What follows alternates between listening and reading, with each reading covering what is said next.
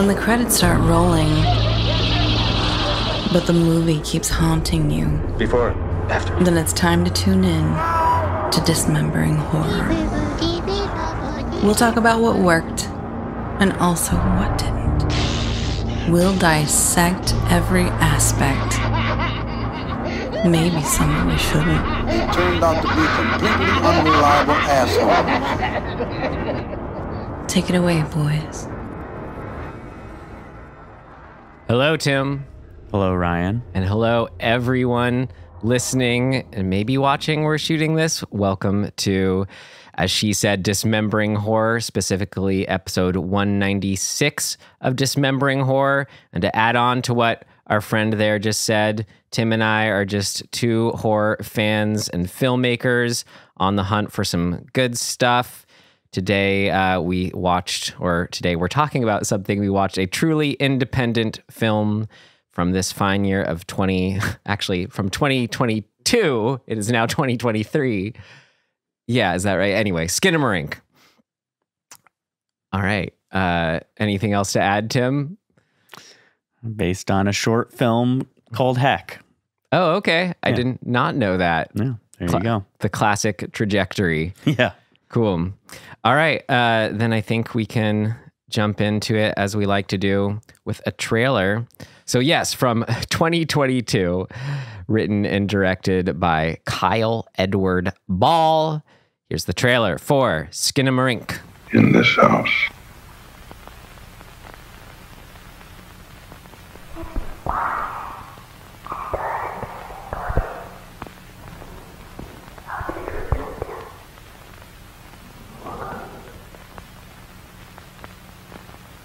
in this house,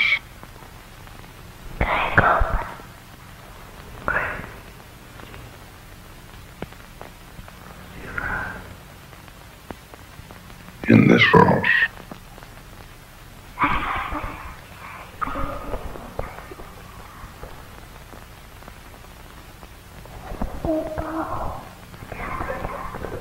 in this house.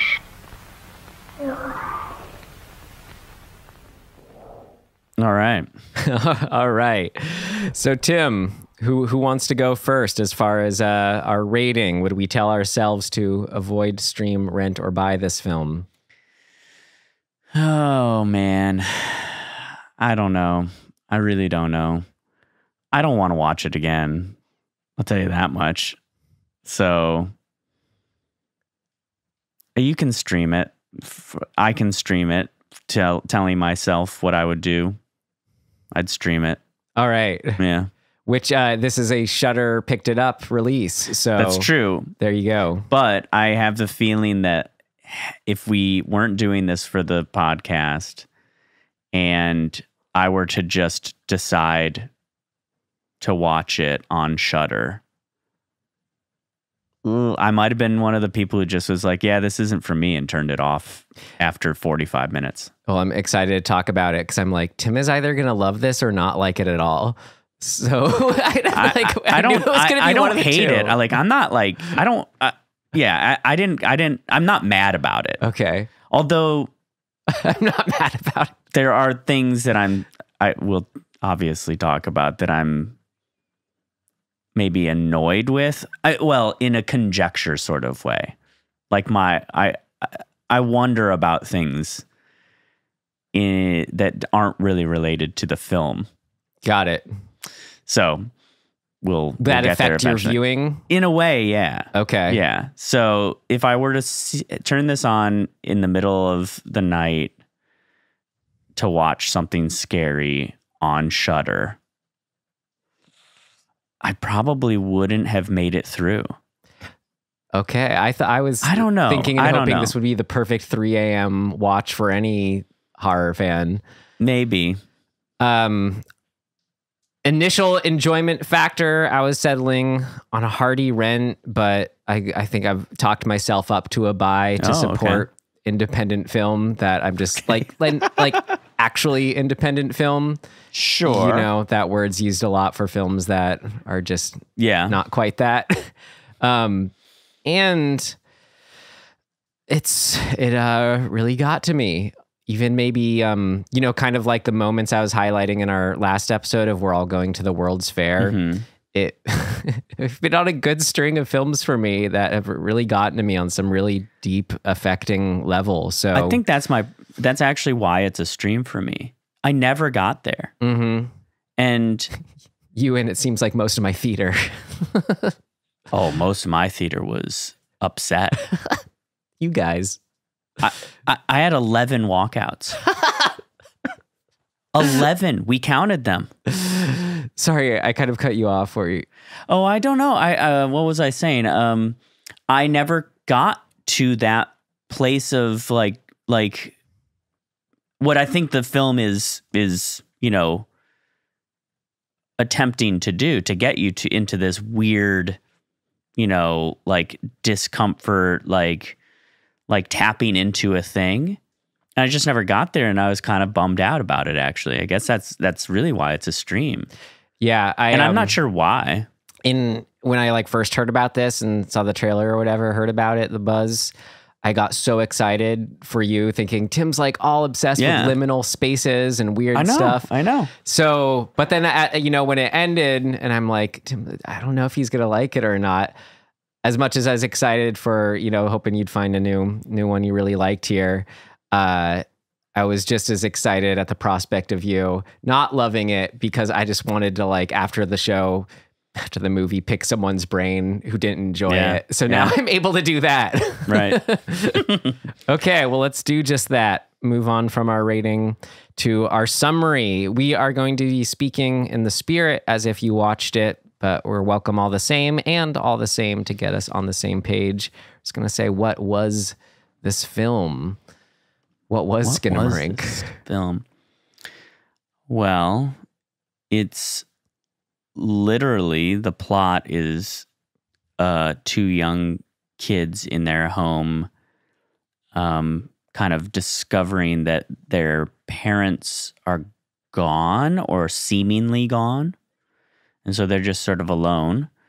But also that doorways and like that they're kind of trapped inside, that doorways and windows and such have disappeared. So that the house is now keeping them in.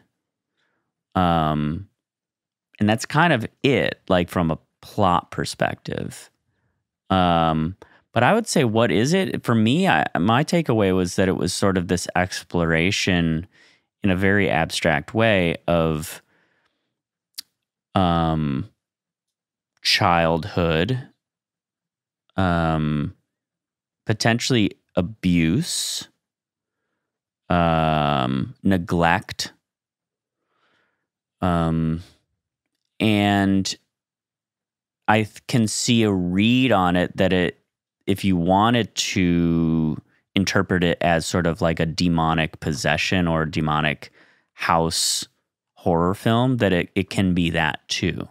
I think it maybe speaks to this film where those things didn't at all jump out at me at the first viewing. So it's like, there you go. Right. I think that's the abstract nature of it, is opening the door, so to speak, for any of these interpretations, metaphorically or not. I don't know what the filmmaker's intention was. My takeaway was that it was sort of about domestic violence in a way, but I have no idea if that's the intention. I didn't get that at all. Okay. So that's interesting. Yeah. I mean, there is violence. Yeah. But at the hands of what is unclear. So, I don't know. Yeah. Neglect from something, for sure. Well, loneliness for sure, right? As a kid. Yeah. Like that feeling of... See, that seems like the pure thing that it's closer to for me. And that I think it was attempting to really, truly tap us, the viewer, into, is that feeling that likely most people as children had, of like being alone as a child. I mean, at night. Yeah. And actually at night, that's what I was just going to say. It feels like it's just about the middle of the night in a way. Mm-hmm. Let's like make a horror movie about that. You know what and actually there's some things of note Where are we right now? Summary. We're in the summary, so I'll save this for later. All right. Well, let's move on to later. If that, I think, paints a picture, what Tim and I saw is, I mean, I guess I should say something about it too. Yeah, no, we'll talk about it. We hope you watched it. Whatever. We're all here. Let's figure it out in our next section. What worked? What worked for you? What worked for you? What worked for you? What worked for you? It worked like a charm, Smith. What worked? What worked for you? I mean, I guess just to piggyback on that, like it does work in the sense that it is immersing you in this, at least this filmmaker's depiction of nighttime childhood loneliness or fear or just eeriness. I mean, I don't know about you, like when you were a kid, how often were you in a house by yourself? Well, Under the age of, like, let's say 10. I think it was when I was just under 10 that my parents, they like built an upstairs that became their bedroom. So then it sort of became like, we had our own wings or whatever. Sure.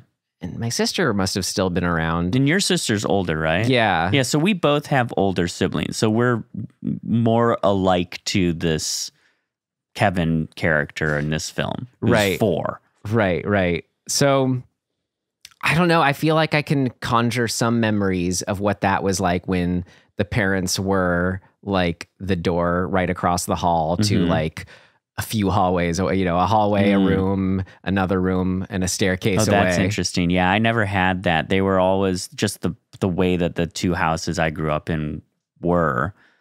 They were, there was like a landing between my room, my brother's room, and my parents' room. Like it was all right there. Well, since if we're talking about, how this film maybe is largely dependent on if it can conjure some childhood associated feelings.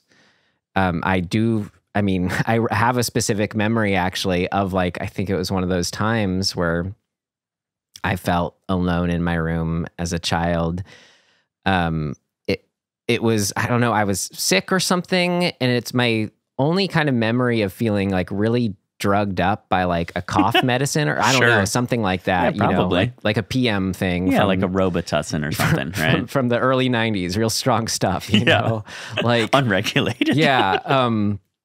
And just having this weird, like, God, I mean, a kind of psychedelic almost. It's like you're in a foggy video game feeling or something. And I just always remember this distinct feeling in kind of my head and jaw and like looking up at the ceiling and kind of tripping out and it just being like not falling asleep and kind of being all night and having, the night light up the ceiling or I whatever. have that exact same experience. So, and that experience, it like has always felt so deeply personal. Like, how could I ever share this like really specific feeling with someone else? So I think that's maybe like why I responded so well to this film is because it did exactly that with that sort of a very specific, not just the very specific moment associated with a very specific feeling associated with a very specific moment that I never thought I could share, which is what we get from art is this kind of like, oh, you see that too, you feel that too. Yeah. So that was just super exciting for me and is at the top of my what worked here.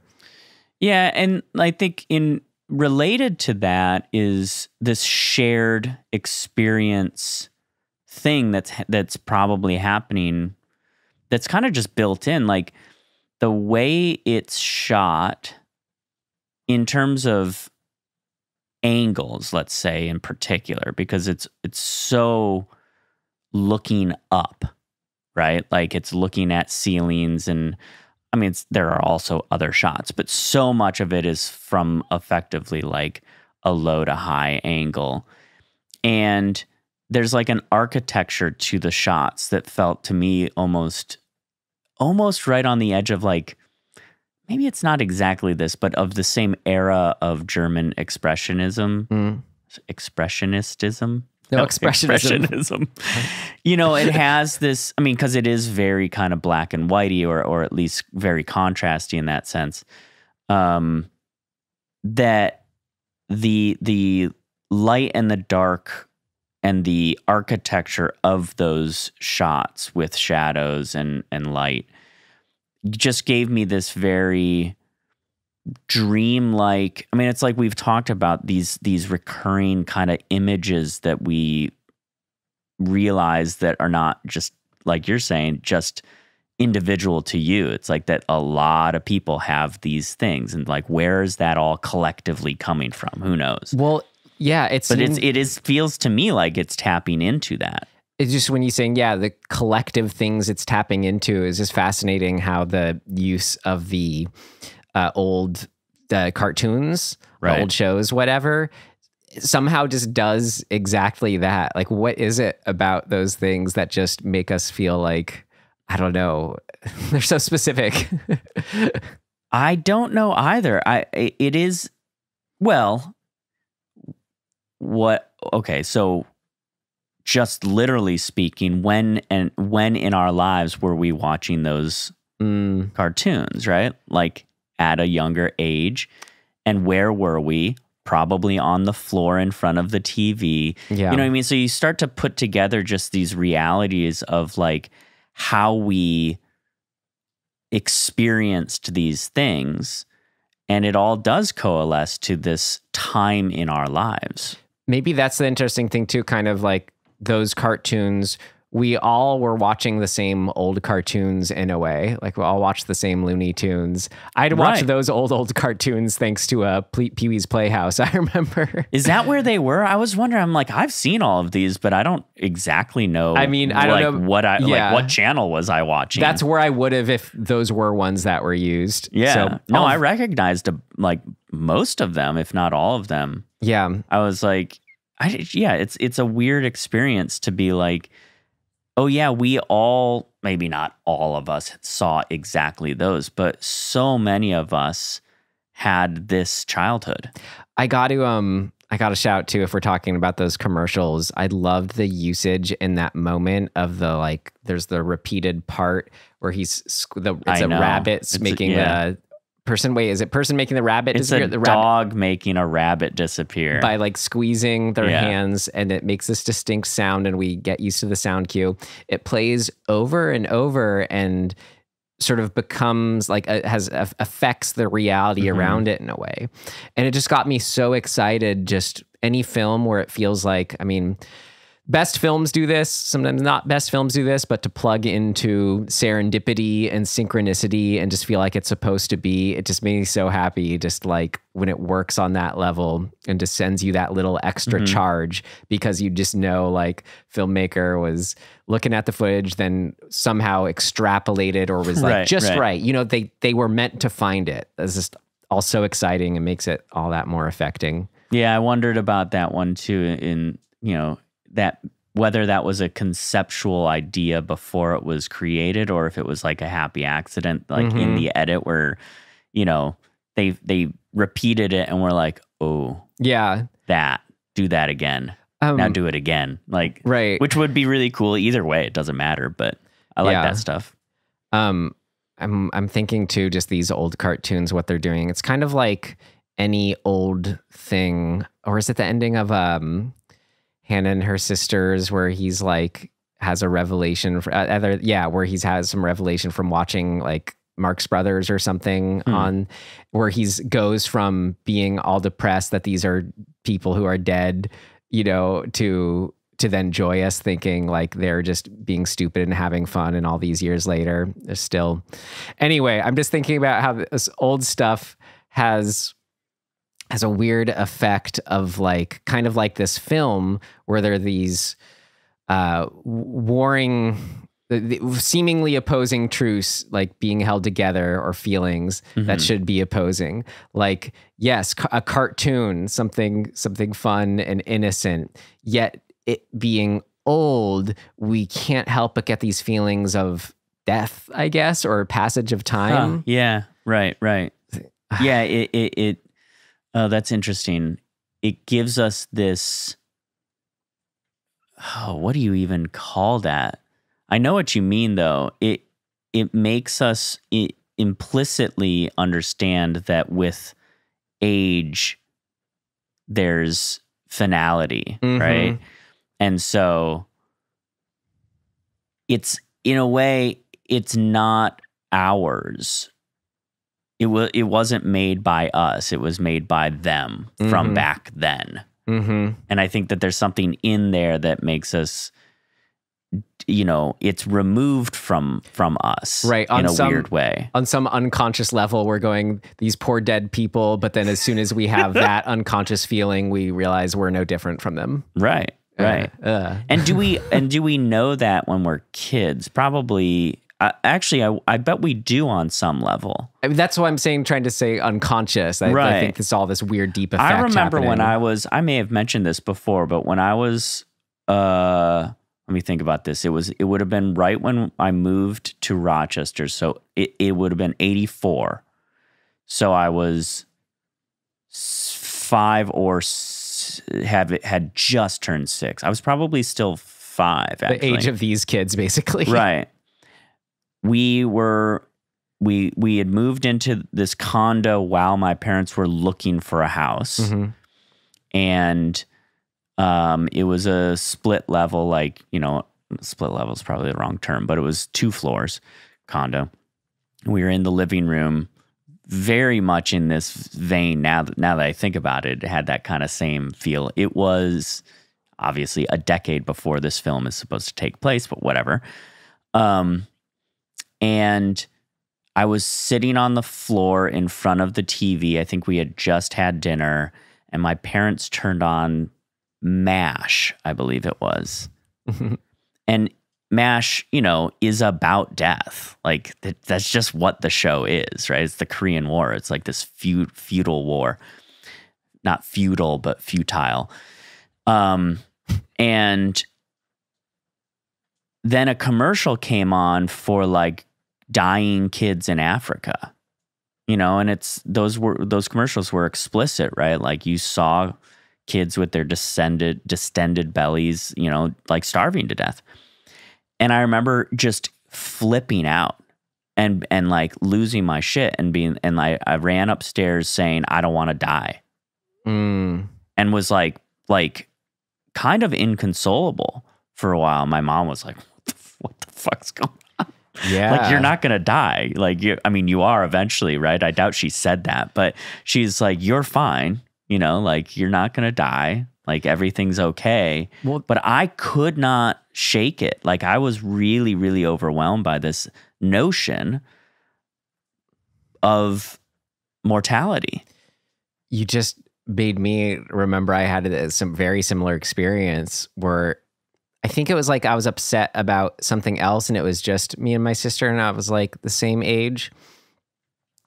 And I don't remember being that upset, whatever the thing was upset, but I don't know. Anyway, she tried to make me feel better by singing this this song that we thought was funny. It was but it was a commercial. It wasn't. It was about it was plant a tree for all America, plant a tree for all which it stands, and then it just repeats that. Yeah. And we just thought it was so funny as kids, man, with a mustache or whatever on a mountain singing that kind of thing. Yeah. But when she'd sing it to me to try to make me laugh and feel better, because I guess I was already in a bad place, it set me off even worse. And I mean, I think that feeling was that kind of first existential crisis or whatever, or I guess maybe that's not the exact right word, but crisis of mortality. Sure. For the first time of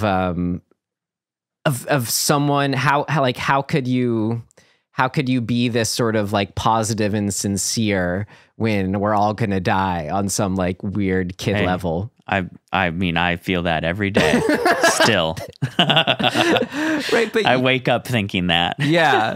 we get used to it, kind of, sort of, though. Yeah.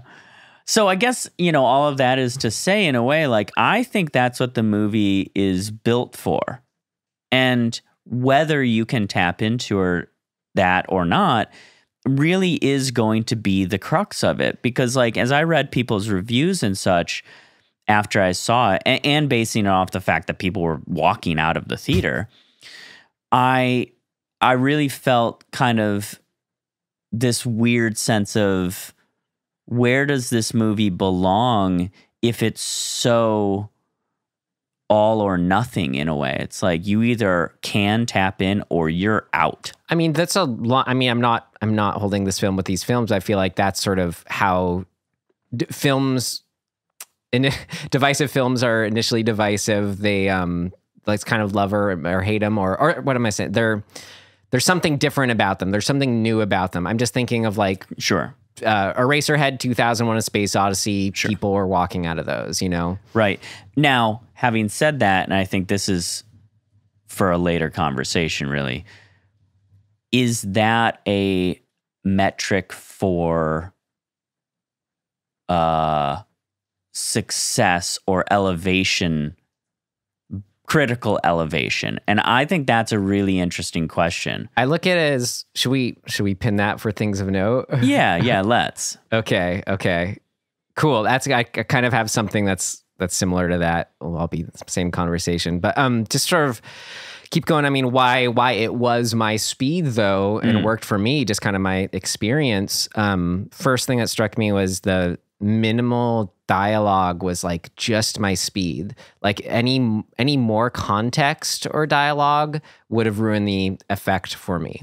I can agree with that, for sure. Because, like, and what they were saying too, there was something about, like, the little kid saying to the other little kid, I brought you a juice, or something like that. Right. Where it's just so sweet and innocent, and just put me right back into this world of, like,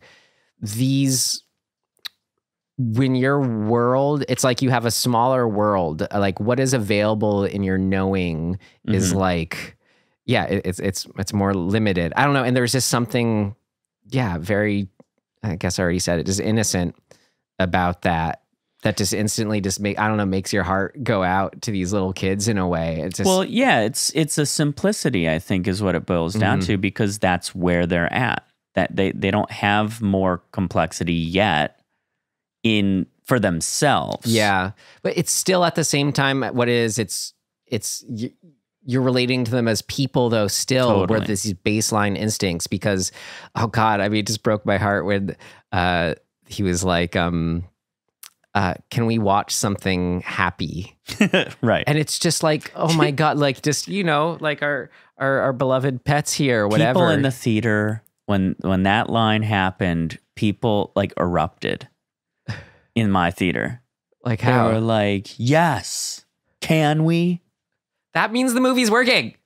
Yeah, it was odd, but, obviously people were being affected by it. Yeah.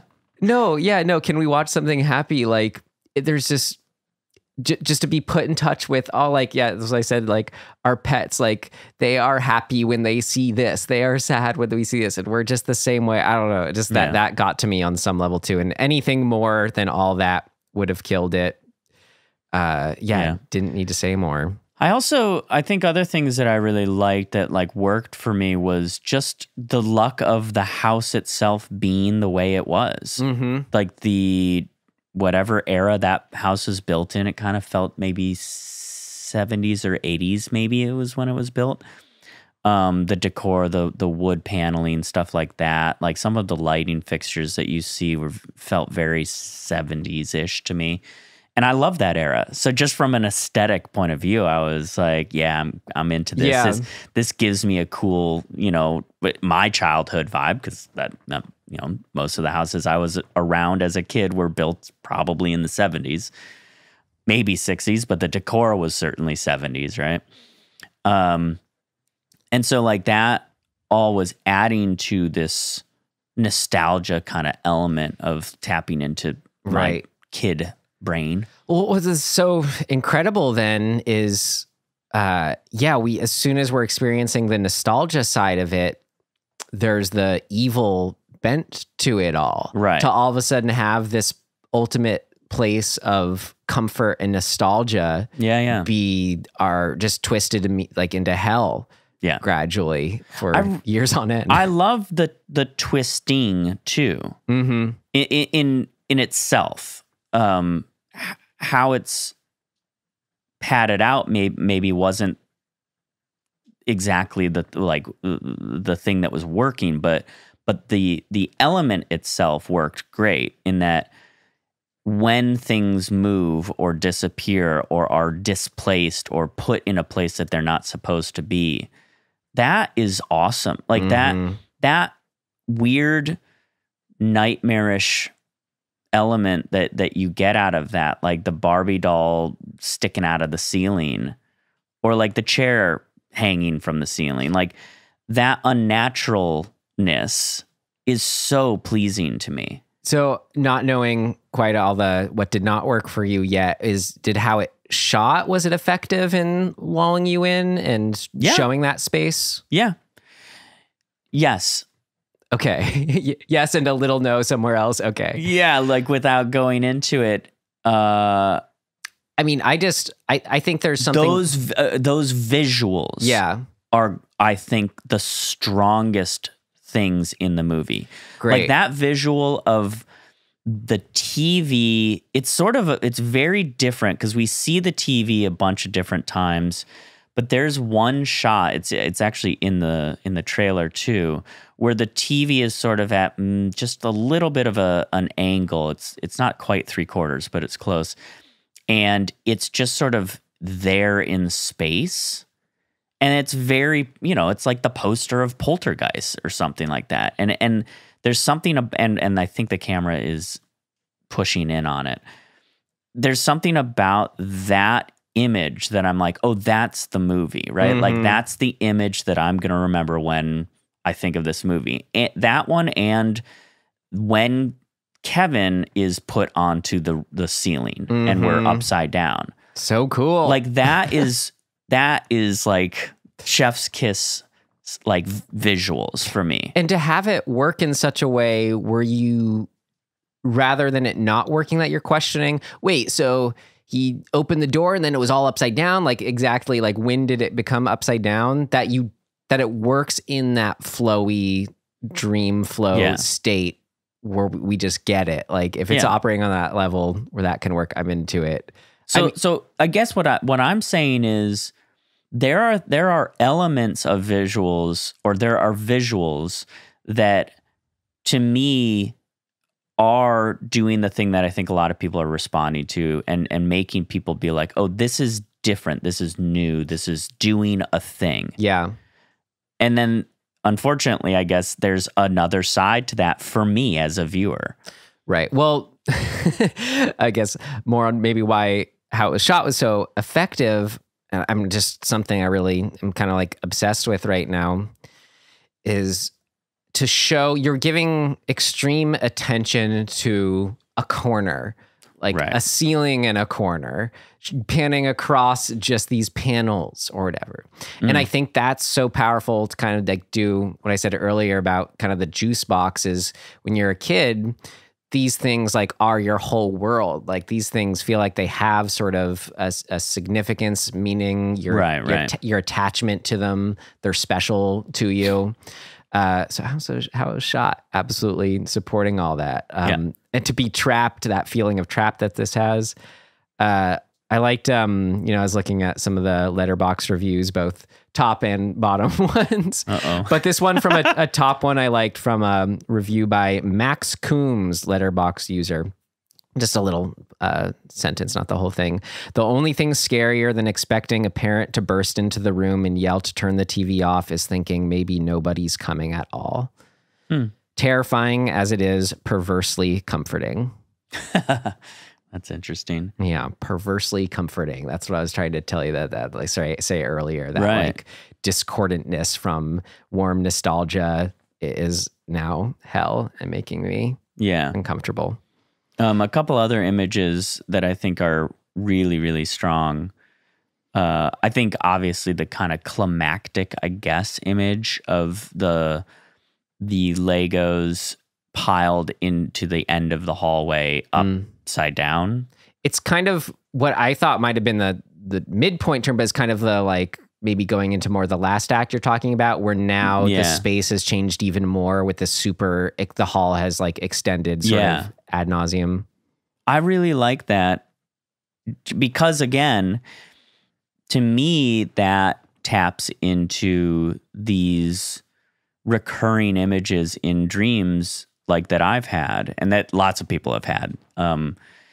This long hallway is this recurring image in a lot of my like dark nightmares. And and like, obviously that's common. That's not, I'm not, whatever. It's not specific to me. That's part of the fascination, though. And so why is that? And what is that? And I wonder if it is a kid thing, that when we're kids, we see these hallways and it's like object permanence. It's like our brains don't quite know what's around the corner. And so the not knowing leaves it open to, it could be anything or nothing. Mm-hmm. And so I think our brains, when we're little, maybe like tap into that concept and have it be a recurring thing. I don't know, but like having it be in this kind of chromatic or monochromatic gray scale that the movie mostly is in, and having it have that long hallway liminal element to it, that like I'm like, oh yeah, that's the thing that I'm very familiar with and that I love in the nightmare sort of sense of it. And for me, that moment, it came just at the right time, where like as soon as I was kind of needing just sort of that I don't know, it's like any movie, maybe a lot of horror movies, you kind of want to like jump ahead in your head if you're the writer or whatever, be like, okay, well what is it like if we jump ahead however long, like get us there. I don't know. It did just that, or I don't know.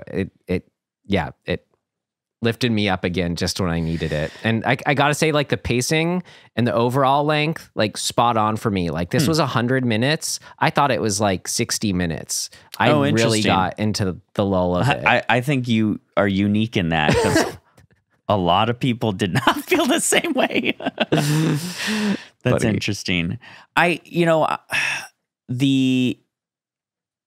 Oh man, never mind. Okay. Well, how about some of their, it's funny, I don't know, with people saying that, I don't know. I guess we'll get into what did not work. Yeah. But for me, there were like a lot of just explicit, over the top horror moments. You had, the one you already said, jumping ahead in time, just seeing the extended hallway. But we had at first the hand coming out of the shadow, this like black hand where there's like a jump noise associated with it, like a screeching in the upstairs in the parents' bedroom, I think like right around when they first disappear. Oh, which I got to mention too. Talk about maybe not overt jump scare horror moments. When we witness the parents disappear, we don't see their faces and it's all just one long take. Oh God, that was so good. Yeah. So we had the hand coming out scare. When the evil disappeared, the face of the one kid and seeing that really quickly, classic. Mm-hmm.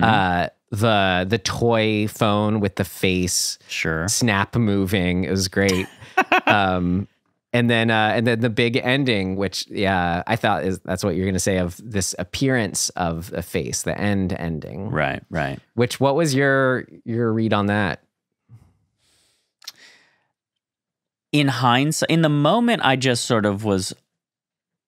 Well, in the moment, I was thinking, oh, they're going to do one last jump scare screech. And I was trying to anticipate that and kind of getting annoyed. I was like, I don't like those.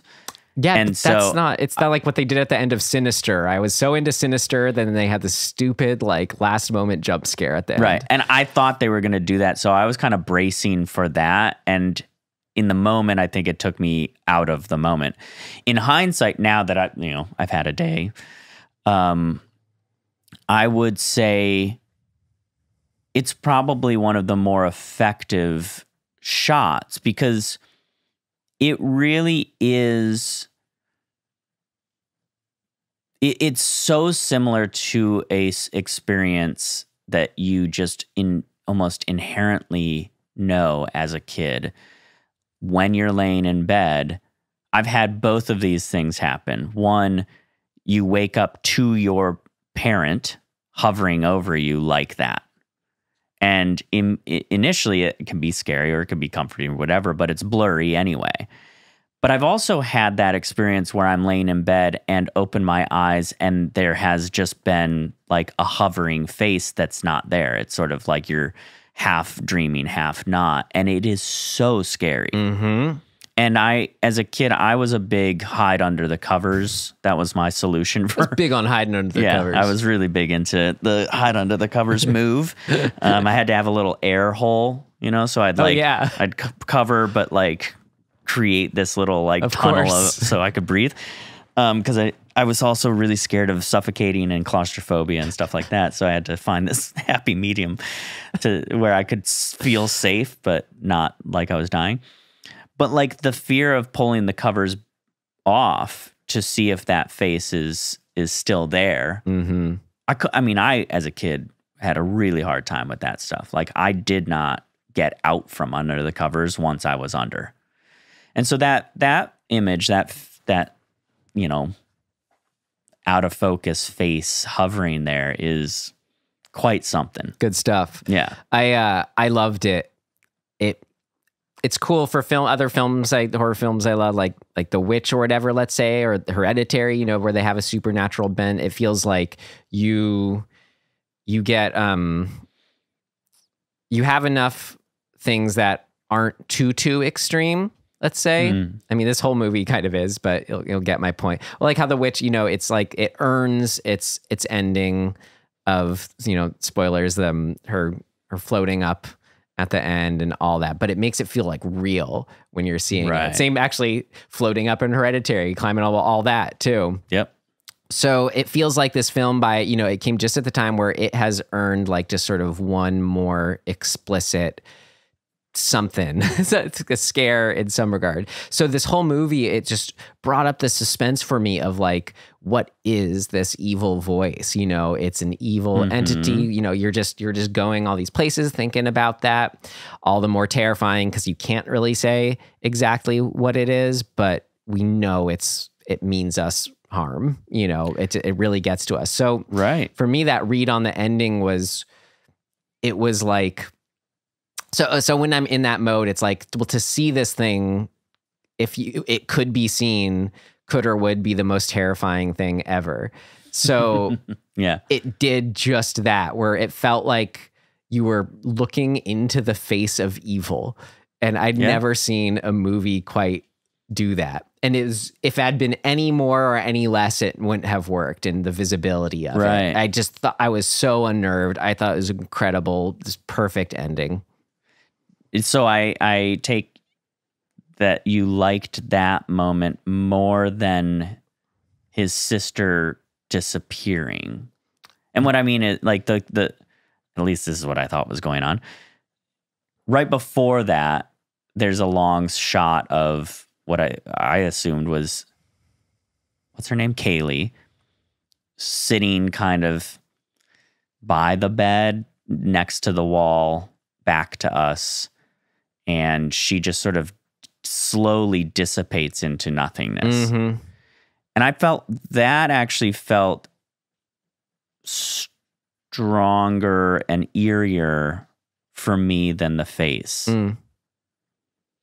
Maybe.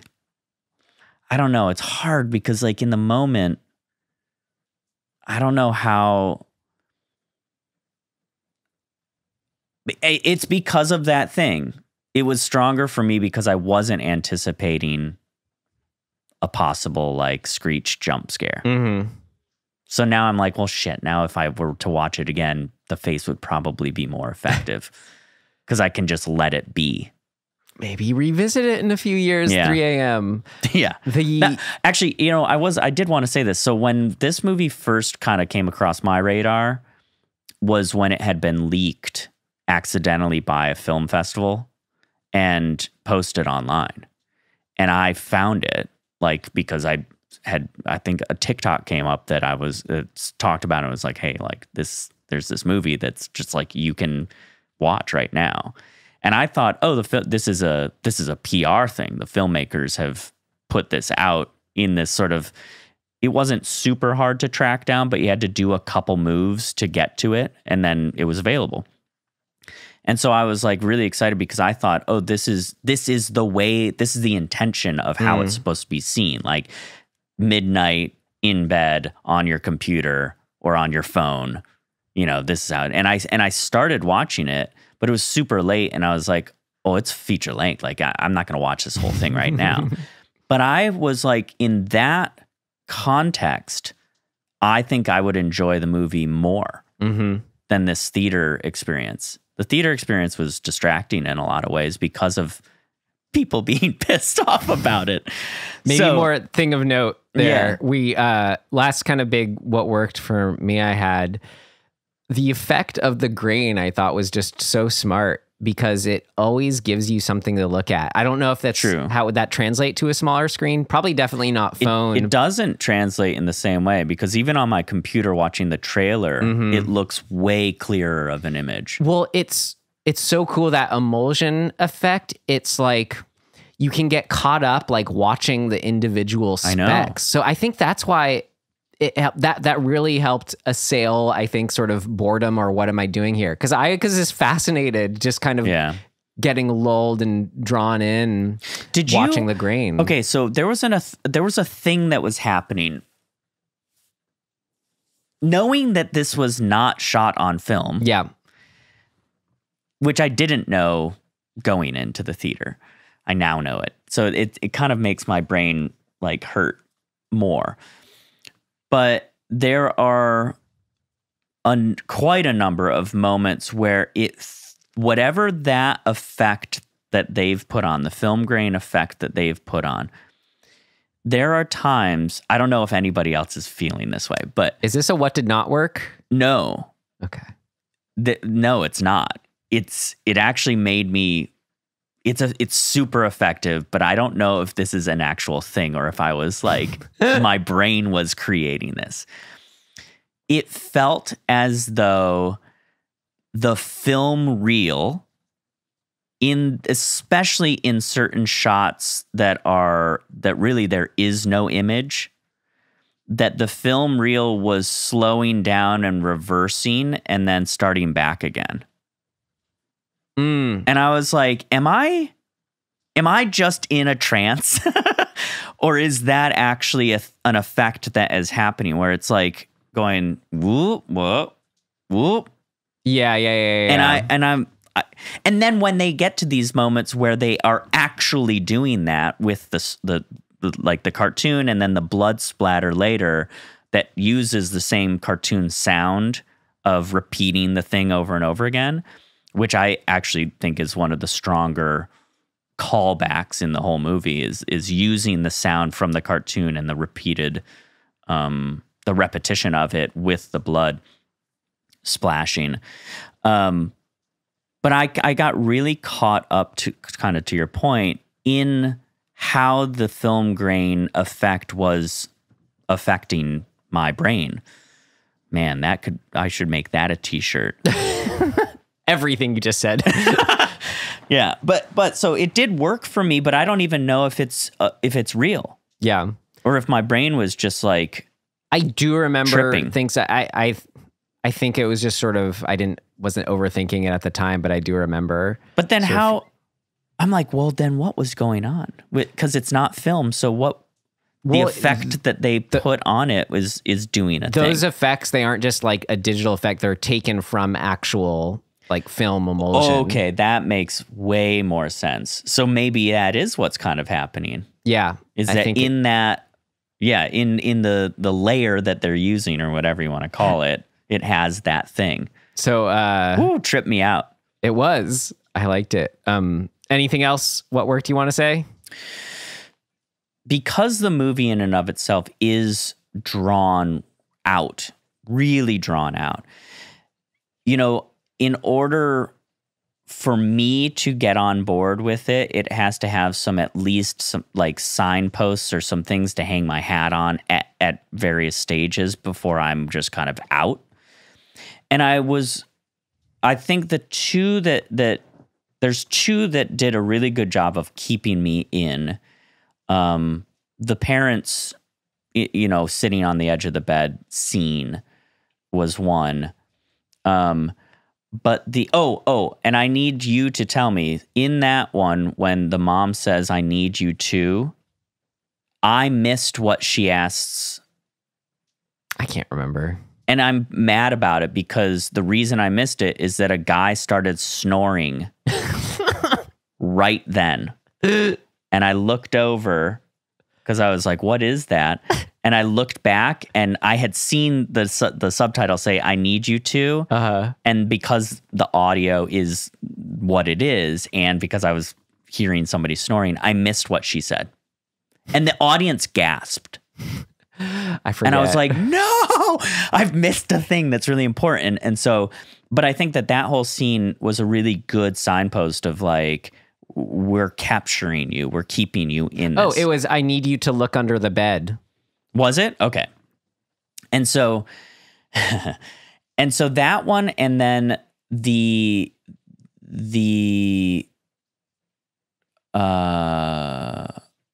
what does the voice say to Kevin? It says like, put the knife in your eye. Yeah, something like that. Man, that right there alone made me go, okay, we're in deep shit.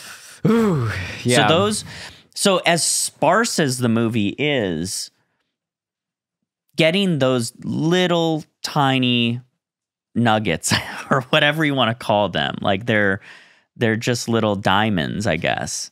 I mean, you're kind of just saying a version of what I had said as far as like I was laying out all the sort of more overt horror moments, and you know, I'll add those on in their own way as far as sort of things to hang your hat on. So for me, that's why it just flew right by, apparently. Yeah. Cool. Great. Well, then let's move on. But I'll just say again, like this really did affect me on some deep level, and I think it's really, really incredible for that. Cool. So kudos. All right, but let's see what did not work. It's not ready yet. Seems to work okay. No, something important's missing. What did not work? When you were talking about the grain, this is the only thing I'll have, and it's totally stupid. I'll just get it out of the way. But talking about the grain and why I asked, are you sure this isn't a what did not work? Is because I kept noticing when it felt like, maybe this is, again, just how it works, and I'm just, whatever. And this is so stupid, but whatever. I loved it, so I'm nitpicking. I could see when it felt like that filter, the grain filter restarted, like where there was a cut in it, when I wish it had just sort of always been continuous. Yeah. So first viewing, being hypnotized by the grain, maybe more than they thought anyone would. Right. I noticed that. That's interesting. So Tim, you did not love this as much as me. Why? Well, what did you, this is the question I wanted to ask, like the people who clearly did not like it, was like, what did you want? Well, I want to know what the hell they thought they were getting into. The people? Yeah. I mean, that is my question. Right. Yeah. Like the people who left it was almost entirely couples in my theater.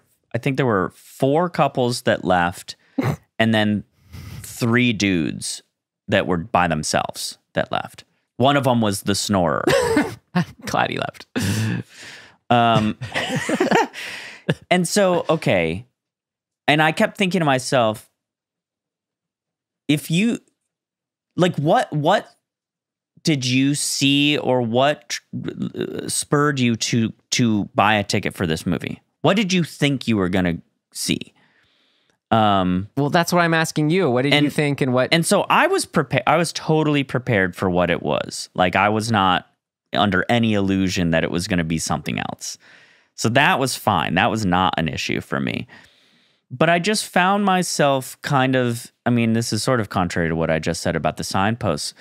I just felt in between the signposts was, it was too much drawn out nothing. And I get it. Like, I get the effect. It's like, it's just kind of not for me. I want just a little more narrative, something to hold on to. Or I don't know that it would be a character something, but I needed just one more push into something that felt like something I could hold on to a little bit. Maybe that's narrative. Maybe it's like there's so much repeated nothingness, and I mean visually nothingness, that, and I hate to say this because I think it's kind of just a lame thing to say, but like, this movie doesn't need to be 100 minutes long, right? Like, in actuality, like, I don't think it would be any different. I don't think the effectiveness of it would be any less if it was 45 minutes long. I don't know. I just think it was so exactly tuned in to the exact pacing and length it had to be. For you? Yeah.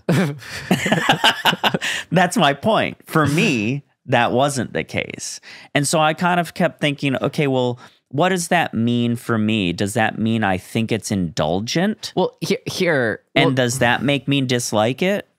Maybe why I said that more definitively is because, like, but if it was 45 minutes, let's say, I just don't see how the same spell could be like even like cast on any level, because it's 45 minutes being stuck somewhere is way different from being stuck somewhere for twice as long. They're different spell effects, you know? Yeah.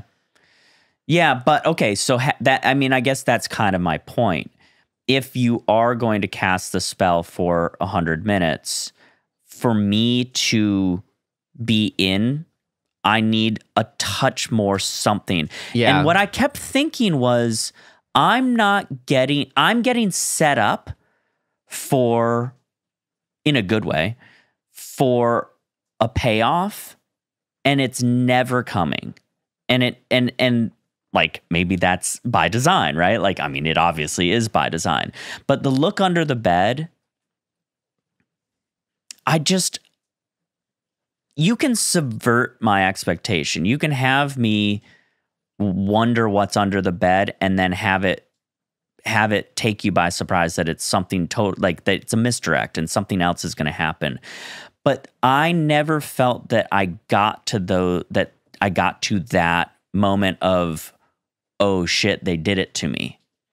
And I think that's what I'm missing. And makes me just never quite get there. I never felt a shiver. Yeah. And that, as it carried on and I got lulled into that, I started to just sort of lose faith that it ever was going to come, and then it kind of didn't.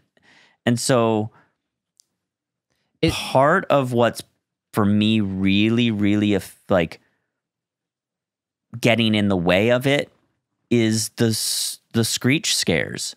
I actually think they're doing a disservice to the whole movie.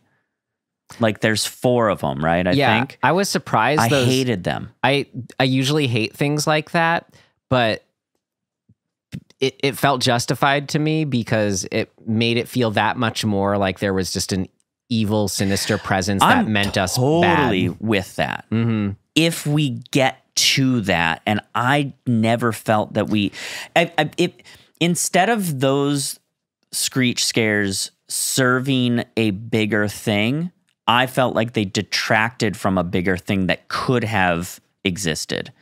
And it made me mad because I was like, it's neither good nor bad in that. Well, it's neither serving that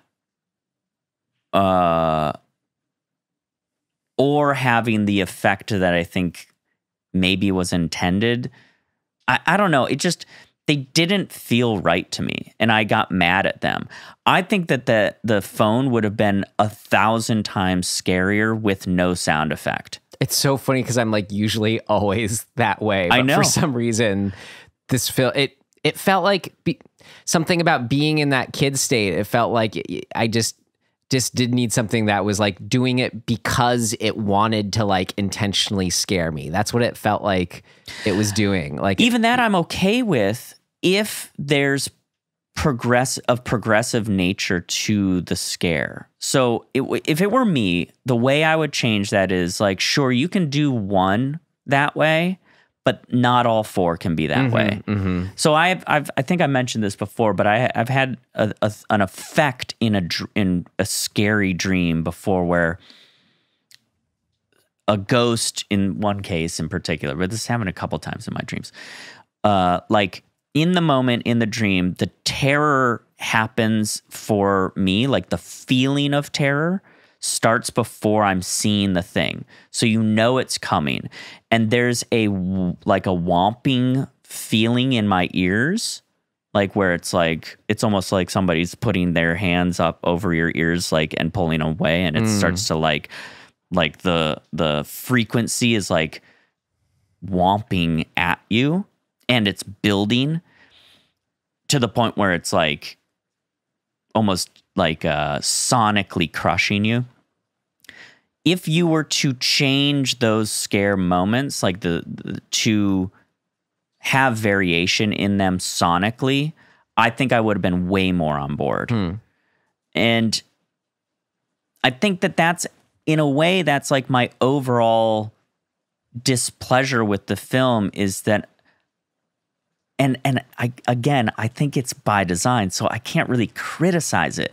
But from my experience, not being in the loop that the movie is in is less effective than moving like progressively somewhere. And that's not to say that I don't think the movie does move somewhere. I think we do go from point A to B to C to D or whatever, but it never feels, it never felt attached to something enough for me, in my taste, I guess, to really be like, yes, we're going there. So aside from just... Did any of that make sense? Yes, I'm still trying to key on it, but like aside from needing one more kind of character / story, I get what he means, like one more thing to grasp onto. Like if it did have that, then all these other things would have clicked for you more, just because you would have been in it more. Yes.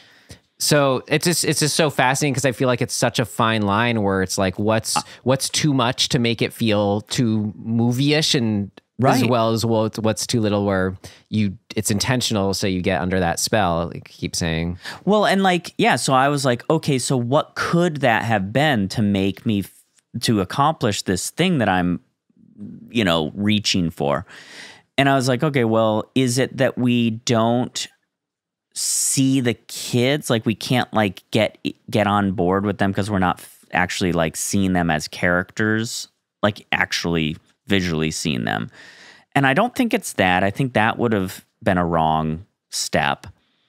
Are we never like getting some sort of like story support of what this evil is? No, I don't think that's right either. We don't. I just don't know what it is that would accomplish the thing that I feel like is lacking for me. Here's one thing I would have put in. Oh. I wanted a presence of like, I wanted to see a Super Nintendo controller. That's fair. I'm actually surprised there wasn't one. Exactly. Damn. Yeah. I'm because I don't. Usually when I'm being critical, like this is a critique of the filmmaker, right? And a lot of the time when we're doing that, I think we have enough information, or feel like we have enough information, to be able to give like constructive alternatives.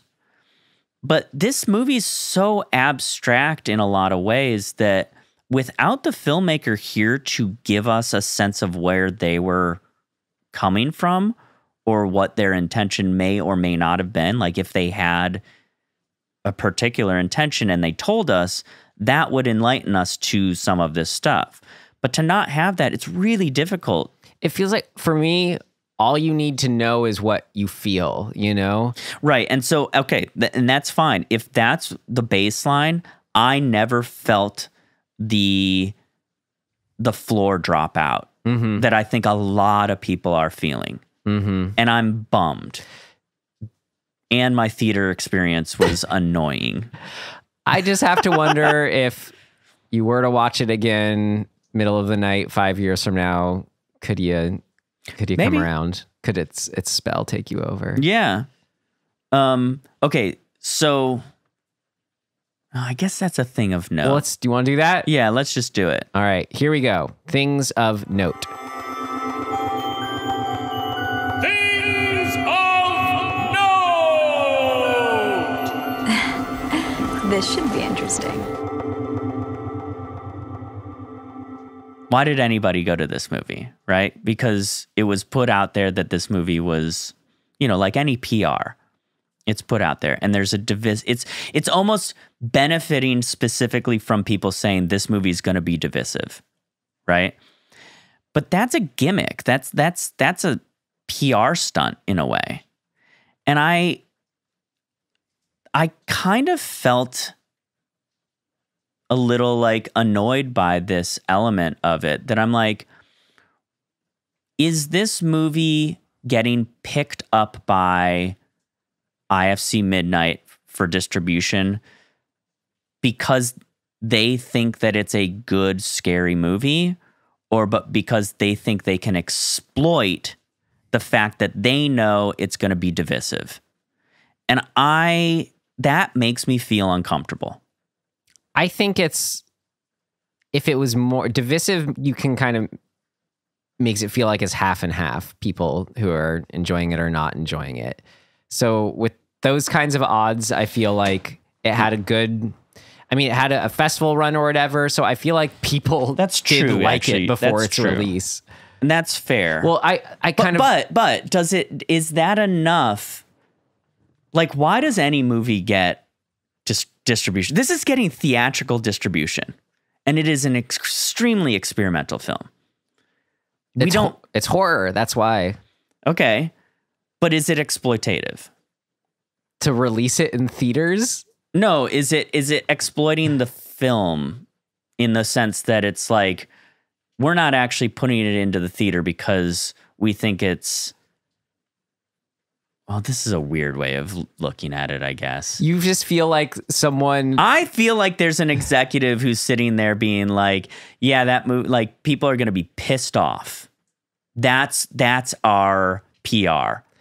Piss people off. And that makes me feel uncomfortable. While I think that's technically possible, I think it's more likely that people at IFC Midnight and Shudder genuinely like this movie. That's fair. But okay. So to that end, do they like it because it's different? They liked it because of what Max Coombe said. They liked it because of everything that I said. I guess, I don't know. I'm being cynical, I think. But this is what I want to ask. I'm curious if I could totally see if the wrappings become trappings of the very presentation of this movie, then of course you can get under its spell because you're still outside the movie and its circumstances that people made it, you know? It's not becoming a thing on its own for you. Yeah. And I maybe wonder, that's it. Like, and that can happen with other people too. Like, oh, it's supposed to be the scariest thing ever. They aren't scared in the first 5 minutes. They're just like, what the hell is this? Yeah. They're gone. Well, that's actually kind of to my point, maybe that I'm not articulating well. It's really treacherous territory to start saying a thing is the scariest or that it's groundbreaking, or that it's, you know, like new. I saw somebody being like, "Oh, this is new horror." I'm like, "No, it's not." Like, I don't think this is new at all. And I don't even think that anything is, I'm like, what does that even mean? Well, it's doing... Is it different than anything we've ever seen? Absolutely not. But nothing is. Exactly. So to label it as such is really frustrating to me. I think that's mincing... If I have to watch one more grainy, fucking black and white image of somebody staring at a corner of a wall, it's like, dude, we saw it. Blair Witch did it. We've seen it a million times, right? That's like, what someone said. This movie was just the ending of Blair Witch. Yeah. Yes, in a way, yes. It actually, you know what? This is very cynical, and I'm not trying to shit on the movie, but I walked out of it thinking to myself, the two things that I feel like were most informing this movie were the videotape in the ring, like the footage on the videotape in the ring, and the ending of Blair Witch. And a filmmaker loved those things and extrapolated them out into 100 minutes of like their feelings or their versions of that. And that's not even really a criticism, but like the derivative nature of that, feeling that way, makes me not, like, I left the movie not liking it that much, right? And to then have people be like, oh, it's so, you know, never been done before or whatever, this is new horror. I'm like, that makes me think you're dumb if you think that. Well, I'm dumb, Tim, because I totally get how it's you can get put off by something said that's like so bold and definitive or whatever. I totally like read in the director say, these are my direct influences on this film. And I'm like, yeah, I totally see that. So, and I am the one who just said, like, nothing is new. But what we do is we take these things and put them together in new ways, or just twist it as such a way. So it's like, it's true and it's not, you know, what you're saying. It's just one of those things. So for me, it gave me like a new feeling. Like I said, it gave me a feeling that was something I never thought I'd experience in another film from another human that was so specific to me. So that if I was a critic or whatever, I could see me writing a review that would say like, did a new thing, a kind of new horror, because it just did something that other films had not done before at all. Right. And I get it. I'm being unfair. Like in my reaction, I think it's an unfair reaction, but it is the reaction. And so I'm like, well, that all adds up to me not being in love with it. And part of the disappointment is the expectation, right? Like I wanted this to be the greatest thing ever. And that's a really, like, you shouldn't walk into a movie feeling that way. But I was excited, and then I felt kind of like lackluster about it, and I got bummed out. And now I'm, you know, finding reasons to justify why I'm bummed out. I think knowing is divisive going in sort of erases that for me and puts me back in no expectations mode. That's interesting. I didn't know it was going to be that. I wasn't expecting it to be divisive, actually. Although Britt leaned over to me right as it started, and she goes, how many people do you think we're going to lose? She's smart. And I was like, oh, maybe a few. 11. She was counting. 11. So to in kind a of theater of like 50. To continue this exploration and just that, other audience members, like I was so curious to kind of like overhear other people, like how they're reacting and stuff.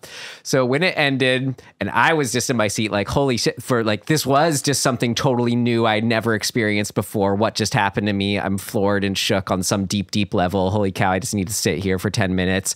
Immediately someone let out, it was like a boo without the kind of B. It sounded like a ooh, kind of like that. God. And then immediately the guy 2 seats next to me was like, yeah, fuck that. And like got up and like, you know, just kind of left as soon as it ended. Yeah. And then just kind of finished the rundown of reactions I picked up on. A couple people behind me, I heard them saying kind of like what I've been saying. It's like, yeah, it was cool. But I just wonder, like, kind of the theater was a little distracting. I wonder if I should have like best watched just in my living room, middle of the night alone, stoned, whatever kind of thing. So this guy next to me, though, an interesting experience that just made me want to bring up this question, where there was a distinct moment, I don't know, could have been anywhere like 5-15 minutes in, where it felt like akin to, oh, the drugs are kicking in. Sure. It's like, it's happening now. Yeah. And that's when I just went in my seat like, whoop-hum, I'm there for the ride. That exact same moment, the guy next to me who left in a huff after, like me seeing the, was it the Ju-on Grudge remake? Oh, God. We saw that. This is Mike, but that guy next to me, that exact same moment, I felt like someone, you know, pushed me into my seat. He went and just kind of give this big, just kind of like, I'm bored, I'm angry. Oh, so it just made me wonder, like, about the intersection between when is something just personal taste, but at the same time, when is it also just a matter of, are we allowing ourselves to go along for the ride of whatever it may be and just accepting it for what it may be? And I will say, that's where I lived for the movie. I was like, I'm letting it wash over me. And I still ended up never tapping in. And that's sad. It sounds like, I mean, everything you're saying is more just sort of distractions and surrounding mindset. To a degree, yeah. To a degree. Like circumstances, situational. You went on and on about just your expectations or lack thereof because of stuff you'd heard or read about it. Yeah. It was distracting. It was really distracting, actually. Maybe more so now that I think about it than I realized in the moment. I mean, people were like murmuring. There was like, when the jump scares happened, this one woman was going, "Oh, fuck you. No, fuck you." Those like, I hate that. They did get a reaction. It was great, the jump scare. You know, and I'm like, that's fine, but distracting. So much in and out, like moving, people coming in and out. I mean, mostly out. There was a moment where the sound dropped out for a bit. Oh, really? No, like intentionally. Like, like there's a moment that gets super silent. Yeah. I was eating popcorn during that moment and I felt bad. I was like, I should stop. There you go. You're one of them, Tim. I know. I was like, shit. So it was really cool because as much as people, maybe less so, it sounds like, than your screening were kind of whatever, during that moment when the movie got really quiet, like you could hear a pin drop. It was kind of incredible. Like it, on some level, people were into it. Like, I don't know, maybe it was just out of respect. The Huffy guys are just like, you know, didn't want to ruin it in case anyone else like me was enjoying it. Sure. But well, you went on opening night too, right? Was yours Thursday night? Yeah, was that opening night? Yeah. I went the Friday. There's a difference, right? Like there's a different crowd between a Thursday and a Friday. A few more diehards with me. Yeah, exactly. Right. I don't know. That just, they just got me all thinking again about, how we're viewing a movie. It's, God, was it kind of like, I don't know. Yeah, I don't know what I'm saying. Just again, maybe I just wanted to hear more of your thoughts on, if you get what I'm saying, the intersection of personal taste and just going along for the ride. Like, and just, I thought that was really fascinating that the exact same moment, it felt like that the spell took over. Me and this other guy had two distinct reactions. Well, I will say that I think all but two of the people who left before the 40-minute mark. Mm-hmm. And honestly, that's a mistake. Like, I get it that you're not vibing. And like, if you want to leave, fine. Like, whatever. You can leave. But this I feel like this movie is telling you pretty explicitly right off the bat, like, you should settle in. Right. Because here's an example, kind of what I want to delve into a bit. It's so easy. And I mean, rightfully so, we all have our own personal taste in music. Totally. Let's say, as an example, something changed in me over the last however many years where I can truly I don't feel like I'm like, if I hear something, let's say I never thought I'd listen to or that someone else loves, listen to someone plays me a Taylor Swift album, I can be like, oh, I totally get this. This is great. And it doesn't feel like it's saying anything bad or it's changing I'm not attached to that identity that what I can enjoy in any given moment somehow changes me. Right. So I think I just kind of had in music as an example, just kind of in a place where I just give myself over to whatever the playlist is doing, just very that when in Rome, thing, ideal. So I don't know. It's so why can't more people who hate Taylor Swift just enjoy Taylor Swift? That's a huge question. If it's being played then and there, why go, ugh? Well, I mean, that's, God, where to begin? That's a whole other podcast.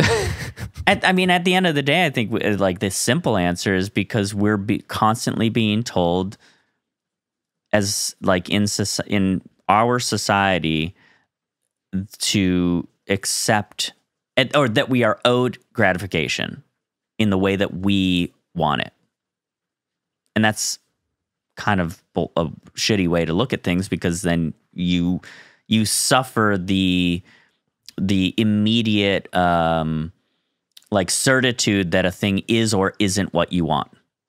And that's not great. You don't get to let things, you don't get to, you're just not open to things potentially entering into you if you look at it that way. But we're in a world that is actively attempting to condition us to look at things that way, which isn't great. How so?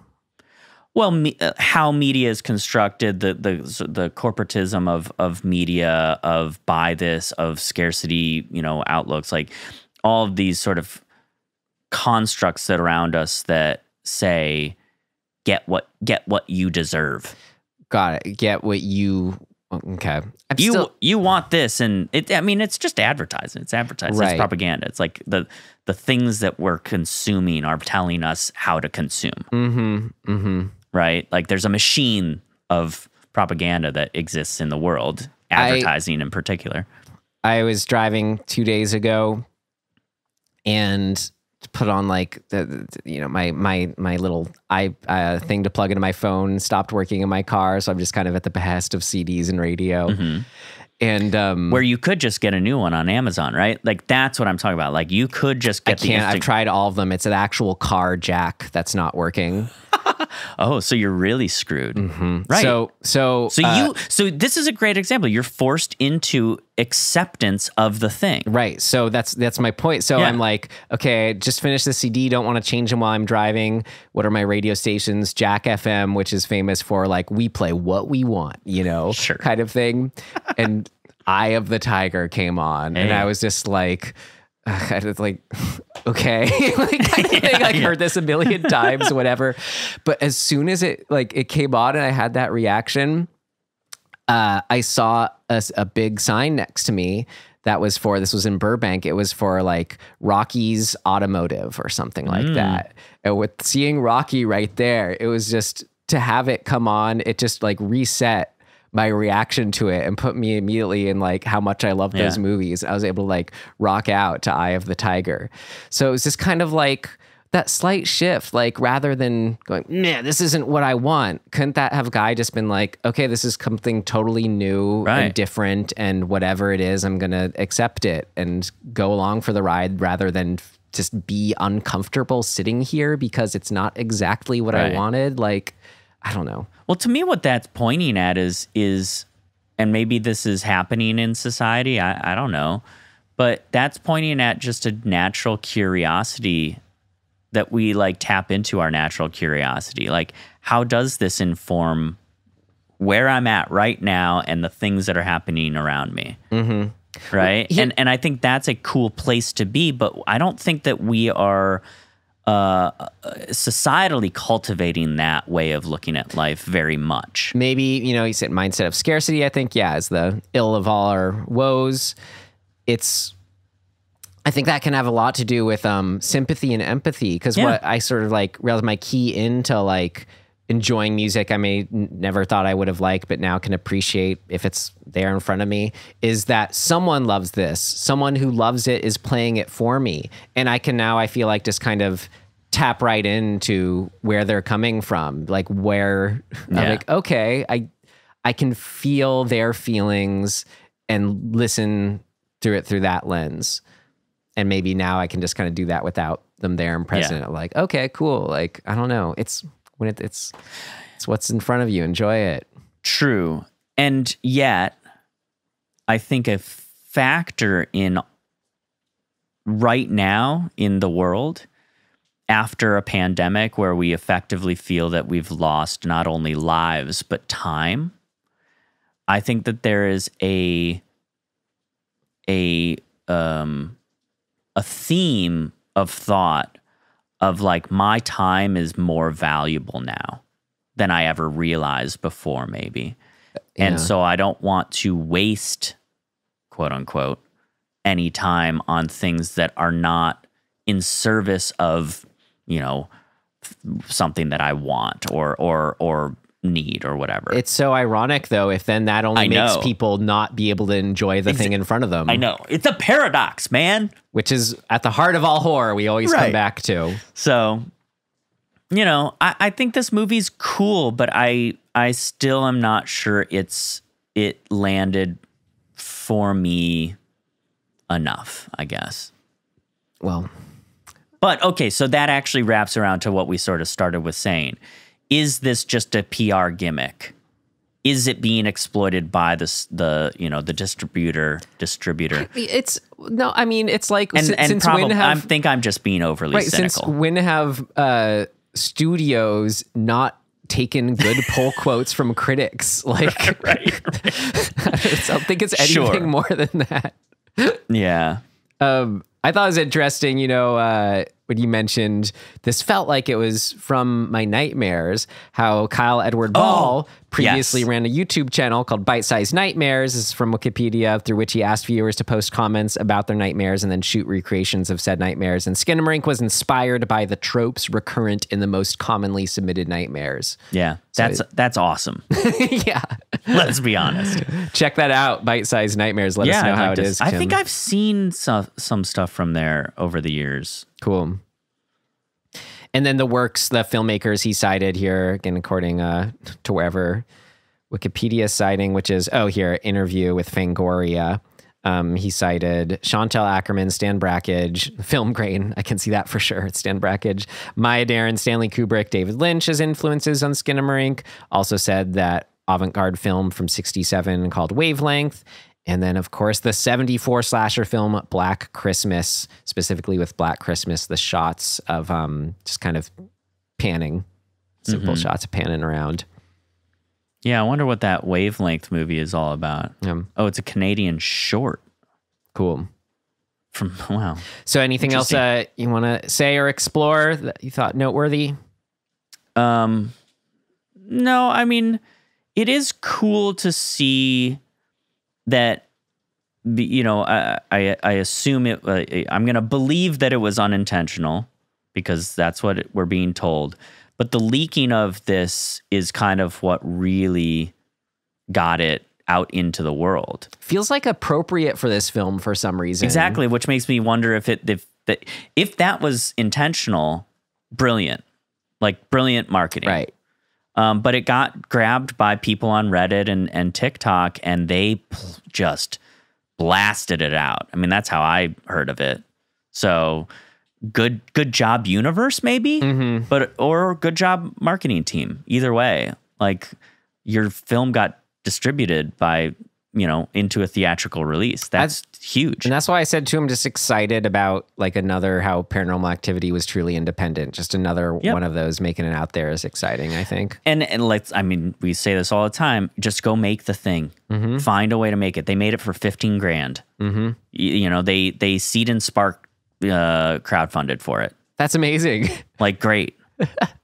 Go do that. Cool. Is that that's the inspirational note you want to leave on? Yes. Okay, for Skinamarink. Great. All right, then, after Skinamarink. Oh, you know what? I did have one last thing. Sorry, everybody. I know we've been here. I just had to mention what worked, and this is also a thing of note. The title itself, I think, is great. And I was thinking, like, well, why is that? It does totally conjure, I guess the guy's the same age as me. Growing up watching Sharon, Lois, and Bram, that's their song, Skinamarinky Dinky Dink, Dinky Dinky Do. It absolutely did that same thing that we talked about, like the cartoons do, old cartoons, where it's like vague, what is it? But it's also specifically means something on top of all, just it sounds old and weird. I asked my buddy, OpenAI Chat GDP or whatever here, what the origin of Skinamarink is. Said it's not entirely clear. It's believed to have originated in the United States as a nonsense word often used in children's songs and nursery rhymes. One popular song that features the word Skinamarink, a song that was popularized by Sharon, Lois, and Bram. The song is simple and catchy, often used to encourage children to sing and play along. The meaning of the word's not clear. Already said that. Thanks. Some believe it is a made-up word, while others think it may have roots in a different language, possibly Yiddish, but that is not confirmed. So just how perfectly obtuse, right. Which is exactly why it's perfect for this film. Does the nostalgia thing, like perfect title. I really, really love it. Yeah, that's cool. All right, then we can wind down from said Skinamarink with some RecommenDEADtions, as we like to do. What else have we been consuming that we've enjoyed recently, horror or otherwise? I've been, well, I'll save that for another RecommenDEADtion, but I have been watching through Hal Ashby's movies, just sort of after seeing his first ones, being like, "What? Yeah, I kind of like this meandering stoned wavelength a bit. I want to see what else he does." But he also does the thing that I just love so much from those 70s films and those kinds of filmmakers that were his buds, of just like really getting some kind of realism to him and some heart in there. So Coming Home is the one I was most surprised by so far. That's a heavy watch. Okay, great. It says here, activity from Friends, has a watched by Tim Maslin. Great. So Jane Fonda, and those a weirdo, whatever. John Voight, good actor though still. Bruce Dern. Jane Fonda and John Voight just had this like really captivating chemistry. Yeah. And it was just the kind of movie I'd always wanted, where it's a war movie about everyone who isn't at the war. Right. And it wears its heart on the sleeves about being anti-war, which I really, really appreciated. So yeah, Coming Home so far. I mean, aside from like, Harold and Maude and being there, his big ones, this was the one that, has been stoked to have another one I really, really liked. Cool. Coming Home. What do you got? We've been watching White Lotus. We're not finished with the first season, but it's really weird. So here in 2023, you're recommending half of Light Lotus season 1? Yes. Okay. Well, I mean, it just won a bunch of awards at the whatever. And Season I'm 2. like, oh, there's a reason. What's her name? Jennifer Coolidge? Yes, Jennifer Coolidge is goddamn incredible. Truly incredible. Well, I'm excited for you to catch up. I'm sure anyone listening is a lot further along than you. Probably. But for anyone who's not, it gets you from the start, you're saying. Oh, yeah. Cool. The music in it is one of my absolute most favorite parts of it. Yum. It's eerie and like unsettling and fun at the same time, which is quite strange. That show has been a perfect pandemic watch too, just to like satisfy that travel lust, like both seasons, because both seasons have been in this time, so yeah. Well, great. I don't know how I didn't catch on to it earlier, but so be it. All right. Great. Join the club. Cool. Well, we can actually say, we kind of, since we're doing every other week here, a lot of times we can't say our next episode, but we know next week's episode, or 2 weeks from now's episode, will be Threads. Right. Another, we'll talk about it then. But just if you want to get man. on the same page, yeah, we've already seen it, actually. Please do. Also available on Shudder and Canopy if you have your library card. But another movie that puts you under a spell, you could say, Threads. And we have some special guests for that too, including the author Bob Mielke, who literally wrote the book on it. So yeah, look forward to that. All right, well, you can find us wherever you found us in the meantime. We got an email, dismemberingwhore@gmail.com. And we're moving all our episodes over to YouTube and are going to start doing more there, which maybe you're watching this there. Oh, yeah, you can maybe see me. Weird. I've been fidgeting. This is weird. Getting used to this. I know. Still. I try to turn my screen not on us. Right. Because if it's on, I'll watch you. Yeah, no. Instead of watching you. Anyway, and this is only temporary too. We're going to actually start shooting this non-webcams. This is just helping someday. us maybe get used to being get over the camera shyness. Anyway, if you made it this far, really, thank you so much for being here. So in closing, Skinamarinky dinky dink dinky dinky doo. Thanks for listening. And we'll see you next time. Goodbye.